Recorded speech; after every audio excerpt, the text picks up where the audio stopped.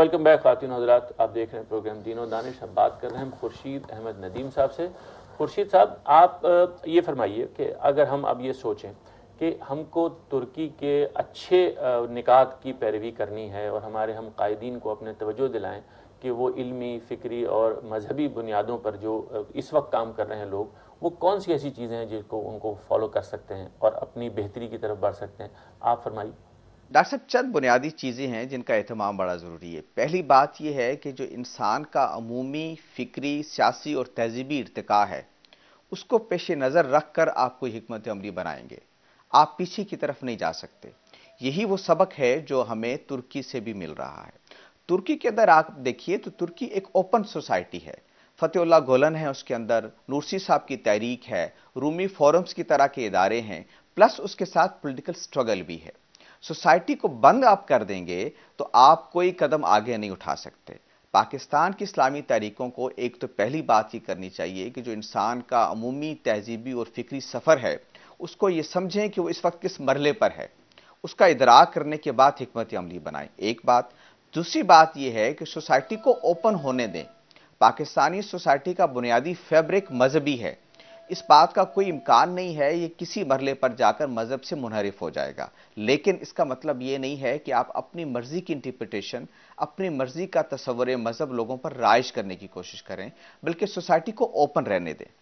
تیسری بات یہ ہے کہ سوسائٹی کے اندر جو پولرائزیشن ہے اس کو کم سے کم کرنے کی کوشش کریں.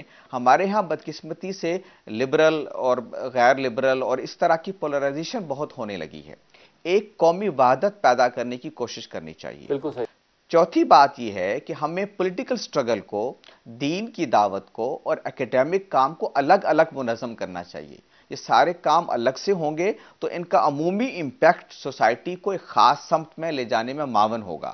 لیکن آپ ساری چیزوں کو جمع کرنے کی کوشش کریں گے تو نہ آپ سیاست ٹھیک طرح سے کر سکیں گے، نہ آپ دعوت ٹھیک طرح سے کر سکیں گے، نہ آپ کوئی اکیڈیمک کام کر سکیں گے. بالکل. اس لیے ان کو بھی الگ الگ منظم کیجئے، ان اداروں کو آگے بڑھائیے.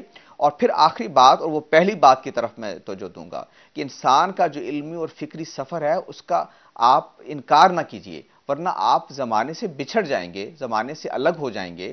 اور وہ جو مذہبی روایتی جماعتوں میں آپ پناہ لینے کی جو کوشش کرتے ہیں اس کا کوئی اچھا انجام آپ کے لیے ہونے والا نہیں ہے. صحیح. میں جب یہ بات عرض کرتا ہوں، آخری جملہ وہ یہ ہے کہ پاکستان میں جب یہ گفتگو میں کرتا ہوں تو میرے نزدیک اسلامی تحریک کا اطلاق صرف جماعت اسلامی پر ہوتا ہے.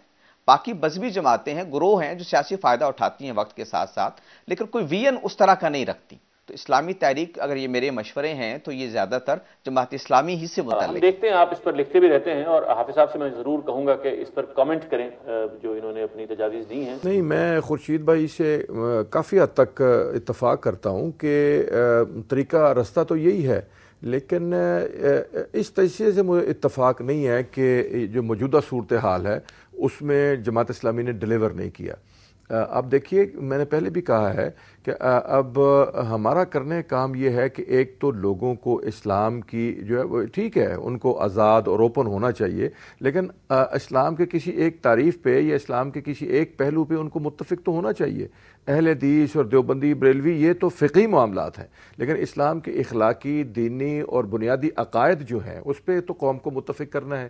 ایک میرا کام تو بہت مشکل کام پاکستان میں یہ ہے.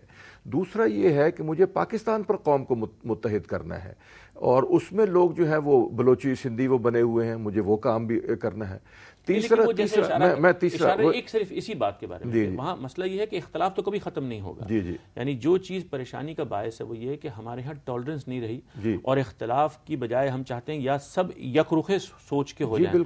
یعنی ایک انٹرپریٹیشن ہے جو بزور نافذ کر دی جائے. ظاہر ہے کہ دنیا بھر میں اس وقت جو ایک تحریک ہے وہ برپا ہے نا، جو چاہتی ہے بالکل ایسا نہیں، وہ ایک جمہوری انداز میں بالکل جمہوری طریقے سے یہ ہوگا.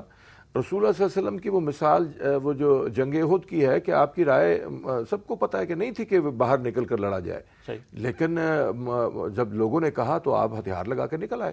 تو نبی کریم صلی اللہ علیہ وسلم اگر لوگوں کی بات مان سکتے ہیں تو میں کون ہوں؟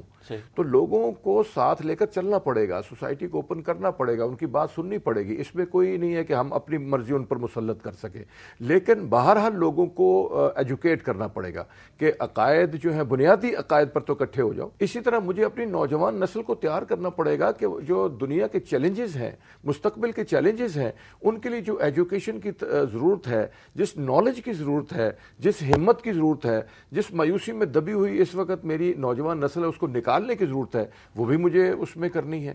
تو اسی طرح جو مجھے اس وقت جو عوام ہیں وہ پسے ہوئے ہیں، ظلم میں پسے ہوئے ہیں، ہیوز اینڈ ہیو ناٹس کے اندر جو فرق ہے، مجھے لوگوں کی خدمت بھی کرنی ہے، ان کو دوائی بھی دینے کی کوشش کرنی ہے، مجھے غریب آدمی کے لیے اسکول بھی کھولنا ہے، اور ایک طرف مجھے بہت اعلیٰ تعلیم کے لیے یونیورسٹیاں بھی کھولنی ہیں.